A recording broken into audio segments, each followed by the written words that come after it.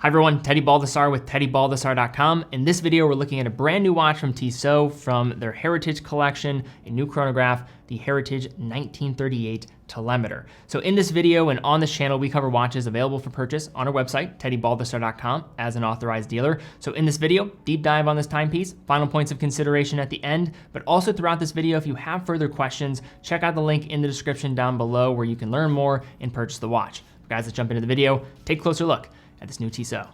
Despite their long-established reputation being around since 1853, Tissot has made increased strides to increase their market position in the past decade, and doing so with models like the Gentleman, the PRX, and C-Star. But a big part of the winning formula has been the PRX. And when looking at what was done there, this was a watch that was looking back to the archive 1979 with a C-Star reference from the brand. When I was in Switzerland, I was able to actually see that specific model.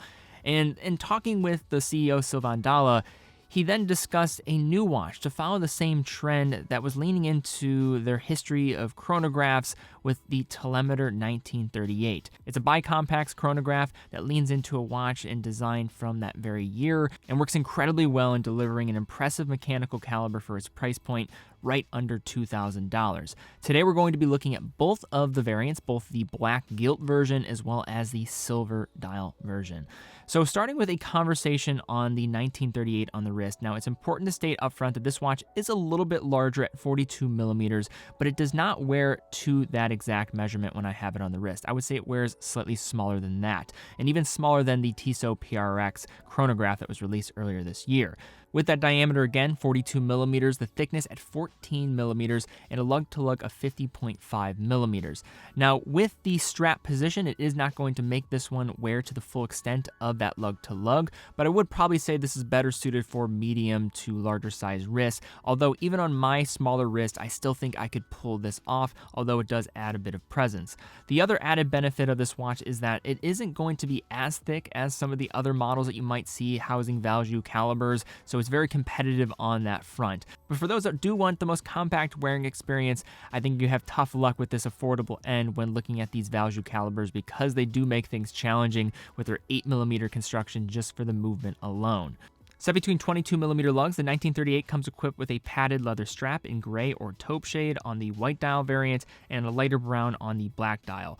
In either case, the strap is supple and well executed. I would say it's absolutely serviceable for this watch type, and it tapers down to 20 millimeters at the deployant buckle, which will allow the strap to be worn in, but not aggressively so it still will look good over time. Now, speaking to this case architecture and the finishing here, we have a relatively straightforward design with curved lugs near vertical case flanks, a sloping bezel, and a sign push-pull crown that measures at a broad 8 millimeters in diameter, while also offering ridges for easy grip. The pushers that are surrounding the crown are oval in shape, reflecting the late 1930s aesthetic in the best way, while making for easy operation of this watch's big move, the chronograph functionality. Now, between the crown, the pushers, and the snap-on case back, this watch is unsurprisingly rated for 30 meters of water resistance, as this one does lean into more of the dressy side of things compared to the more sporty PRX chronograph that we saw earlier this year. So one of the best aspects of this piece by far is looking through that sapphire crystal. It is going to have some anti-reflective coating on that crystal to help with an easy view of that dial underneath. So Tissot took the dial's basic format from the original model, and then other than its size, this watch really is essentially a one-to-one in many ways. On the white dial variant, the primary surface is differentiated between the matte white closer to the dial's center, where we find a spiraling tachometer scale printed in red with a circular grain texture executed on a slightly different shade of white, silver just outside.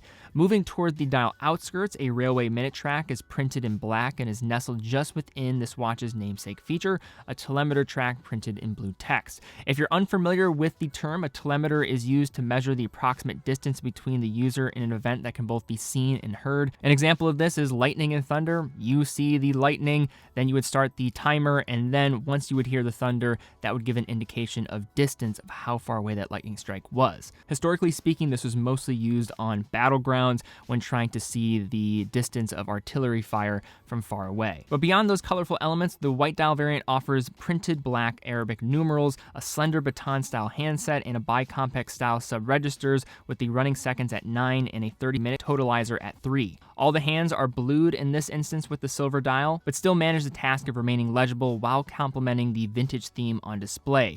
Now, on the black dial variant, things are much more toned down with these gilt markings, which I think looks fantastic with this glossy black. These watches kind of have their own feel, and if you want something that is a little bit more in alignment with the vintage aesthetic, I say that the gilt black dial version is going to be the one for you, but in turn might be a bit more difficult to read for those with delicate eyes. But now flipping this watch over, we have the other reason why this one is special, and that is with the ETA caliber, the ETA value caliber on the inside. So Tissot, along with brands like Hamilton, Mito, Rado, have the fortunate position of being underneath the Swatch Group, giving them access to attainable mechanical Swiss-made movements.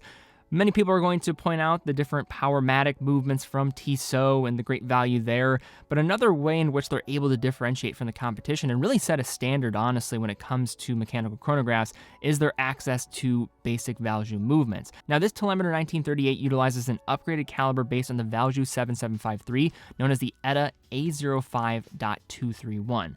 In this case, the upgrades include an extended power reserve to 68 hours, a Nivacron balance spring, and you have a great perlage finishing on pretty much every visible surface of the movement apart from the skeletonized rotor, which also is a nice touch. Now, these movements are cam actuated in their approach, so they are going to not have the same column wheel crisp effect that you might see with some Longines that are going to be priced at least $1,000 above. But where this one is positioned, simply put, if you want an integrated chronograph, not something like the ETA 2894, which is going to have a modular system, this really is one of the most attainable Swiss chronographs that you're going to find on the market at retail pricing without question. Now, one other thing that I would consider when looking at this movement is it's not going to be the quietest of movements, so you will feel the rotor jiggle on your wrist when you do have some more jerky, sudden movements. So do not be discouraged if you do hear this. This is totally normal for a Valjoux movement. In terms of operation, in regards to accuracy, we tested both of these examples that we're just showcasing for the review here. One was running at 0 to +5 seconds a day, and the other at +6 to +8 seconds a day. And just to finalize the specs here, you're looking at 28,800 vibrations per hour, 4 Hertz. It does feature hacking and hand winding, hacking stop in the second hand when you pull the crown to the farthest position, and again, a power reserve of 68 hours. So now to unpack looking at these Tissot watches and just some considerations for those out there. For one, I would say the dimensions are going to be on the larger end of things. The reason why I'll make more of a point here is just because this one leans into such a vintage aesthetic, and I would say many people that like that design choice are also probably going to like mid-20th century sizing and dimensions. So just bring that up. I would say it doesn't wear over 42 millimeters, but it is not a watch that's also going to be compact on the wrist when it comes to the top to bottom. It wears like a 41.5 millimeter watch if I had to put an exact estimation on it. Also, the watch is quite busy, so legibility is not going to be the easiest for certain people out there, more so on the gilt version than the silver dial version.